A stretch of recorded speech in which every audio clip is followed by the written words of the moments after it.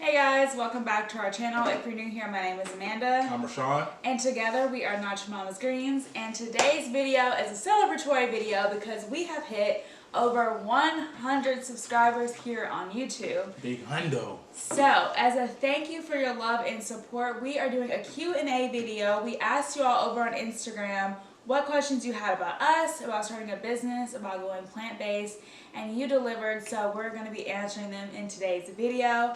And if you're not following us on Instagram already, be sure to do that because we post updates for cooking classes, Q&As, behind the scenes, all that fun stuff is on Instagram, so be sure to check it out.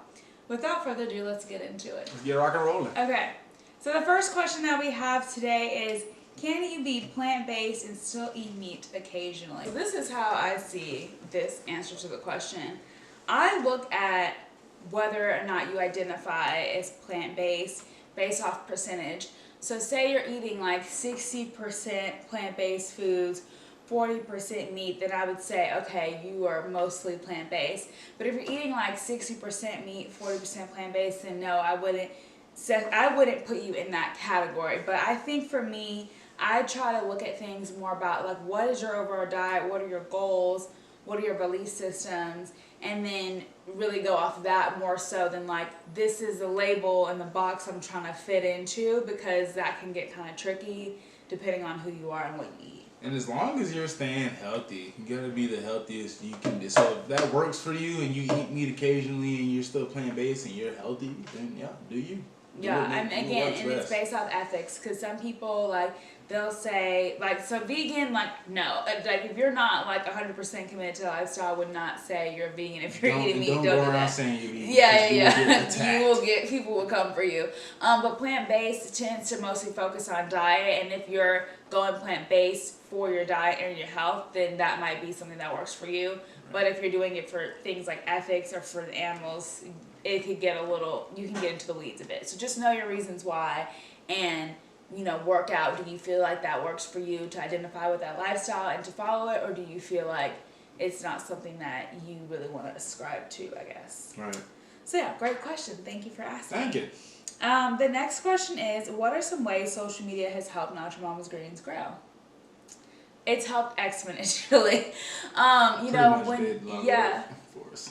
mean, we did the work to make it grow, right? But I think the thing about social media that's great is it helps you connect to people that you wouldn't have connected with before. Especially with this COVID stuff. Yeah, definitely. It gives you a platform, and you really just have to keep working at it. But, you know, social media is tricky because it has helped us grow like in that content making space, but it doesn't like even out, like if you have 1,000 followers, you don't necessarily have 1,000 customers. So, you know, you have to be strategic about what you're using social media for, and you have to know how to find your audience, find your customers, so that those followers translate into customers, because that is really the main purpose of a business having social media, is to advertise and market yourself and basically not have to pay for it.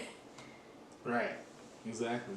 Anything else you want to throw in there? You just rounded that up perfectly. All right. Well, so in short, yes, it does help it grow. Yeah. It helps a lot. Just be smart about how you're using it and what you're using it for. Yeah. The next one, hardest, most enjoyable thing about now being in the public eye. Ooh, I don't know. I don't even think about us being in the public eye. I think expectation is something you gotta kind of live with that now. You're expected to say something and to be. Yes, that's a great point. You kind of have no choice. Yeah, like, I mean, that's definitely is the hardest part. Like, I remember when everything was happening with the protests after George Floyd's murder, and I remember feeling like that was really hard on me as an individual, but the hard part about that was feeling like we also needed to, like, make a statement about it as we were still processing those emotions ourselves. So that's one of those things, like what Sean was talking about, is like responsibility. Like, you are responsible to your community, to the people that are looking at you, that are following you, especially like, and then sometimes I feel like, yes, that's great to hold people accountable, but sometimes it kind of sucks because people might post things on a bandwagon or just to say like, oh, I posted this, without really doing the work behind it. And for me, I always want to be thoughtful. Like, I'm not going to put our name on something unless we really are aware of what the message is, what it's for. Like, we're involved. We had some people during that time who try to get us to put our name on something without us really knowing what it was. So I feel like that sort of expectation of like, oh, you're a brand, you're a black owned brand, like you should speak to this. You know, we don't always have the time to be like, to get to do everything that we want to do towards things like that. I don't know, maybe I'm messing this up. Nah, yeah, you're on the right track though. Yeah, you kind of get looped in because you're in the public eye, like you said. So it's I feel like that's probably the hardest thing. But the most enjoyable, that's probably the question too. I think the most enjoyable is just feeling like our work means something to people. Like it's like, oh, like I've been watching your Instagram and I did this, or oh, I really like your morning honeys, or blah blah. It makes me feel like our work is actually making doing a difference something in somebody's everyday life. Yeah, like, okay, doing that's something. definitely the most enjoyable part. And it's like people feel like they're keeping up with you in a way. They're like, oh, I see you're doing these things, and so it helps people feel connected to you, having sort of like that public lens on you. So that definitely is the coolest part. And just having the opportunities that we've gotten to partner with different people in the community, to being on the news, or Sean was just in a magazine. So having those opportunities are really the best part of being in the public eye, because people start to know you without you having to necessarily reach out to them. Like they find you, and that's really cool. That's word. Okay, let's see. Next question. What is the best way to go plant-based? I think the best way to go plant-based is to ease yourself into it. Going Definitely.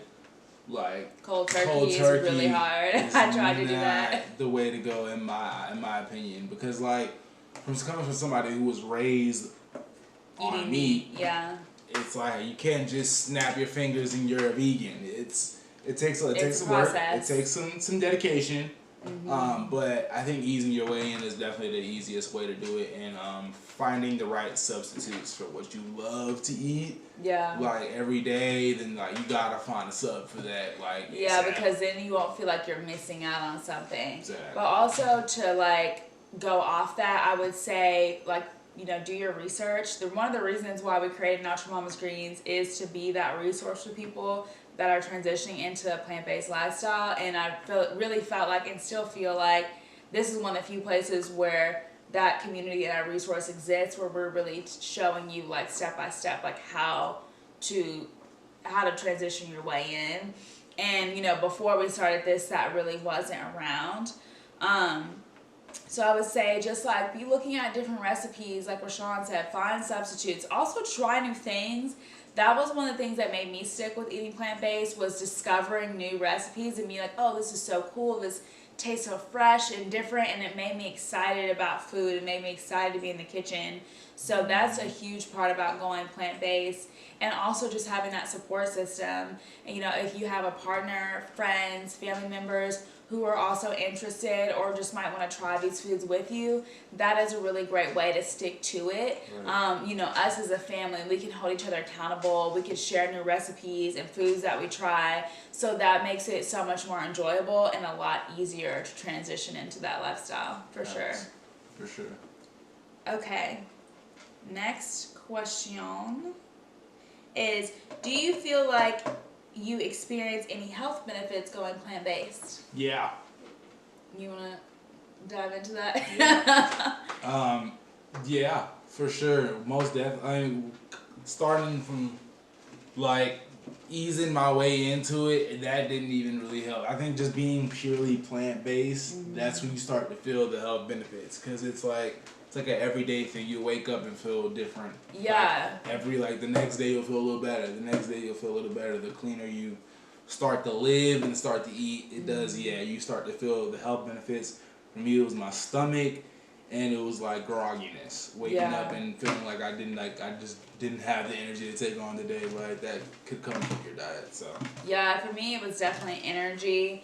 Like when I used to eat meat, like if I would eat a big lunch or something, I would feel like so sluggish and heavy after. And now I never have that feeling. I always feel, you know, even if I eat something heavy, I still feel pretty light afterwards. I feel like, you know, bowel movements are more regular. I don't know how else to say that.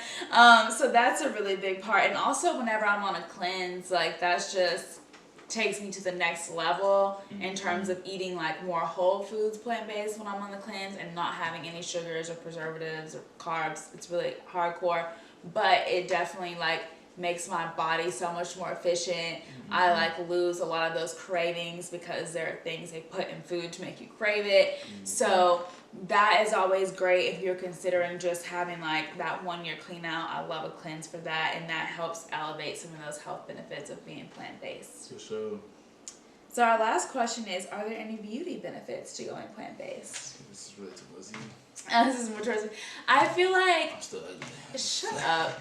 I feel like yes, on a cleanse there are beauty benefits because, like I said, I'm eating really pure. I'm drinking only water, no sugar, so your skin just like clears up. It gives you this great glow. But also for me, like I don't know if it's TMI. I'm on a hormone or birth control, so that changes things. So I can't really say like 100% yes or no, because if I wasn't taking that, then my skin would look differently because it does affect my skin.